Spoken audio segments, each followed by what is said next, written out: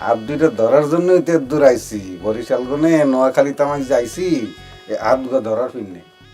বলো তোমার কি আবদার আছে বলো। যদি অভিনেতা অলিউল হক রুমি আর নেই। সোমবার 22 এপ্রিল ভোরে রাজধানীর একটি বেসরকারি হাসপাতালে চিকিৎসাধীন অবস্থায় শেষ নিঃশ্বাস ত্যাগ করেন তিনি।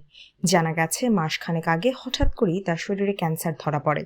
এরপর ভারতে চিকিৎসা নিতে যান। সেখান থেকে দেশে ফিরে ঢাকার একটি হাসপাতালে চিকিৎসা নিচ্ছিলেন। তবে সব চেষ্টা ব্যর্থ হয়েছে। অকালে মৃত্যুর কাছে হেরে গেছেন এই দাপুটে অভিনেতা।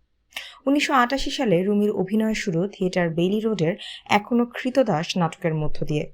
নাটকে জনপ্রিয়তা পাওয়ার পর সিনেমাতেও অভিনয় করেন। 2009 সালে দরিয়া পাড়ের দৌলতি সিনেমায় অভিনয়ের মাধ্যমে প্রথমবারের মতো বড় পর্দায় কাজ করেছিলেন তিনি। তার অভিনীত উল্লেখযোগ্য নাটকের মধ্যে রয়েছে সাজেশন সেলিম, বোকাশোকা, তিনজন, makeup man, Dhaka to Barishal, Dhaka metro love, বামবেটা দৌড়ের ওপর সহ আরও অনেক নাটক।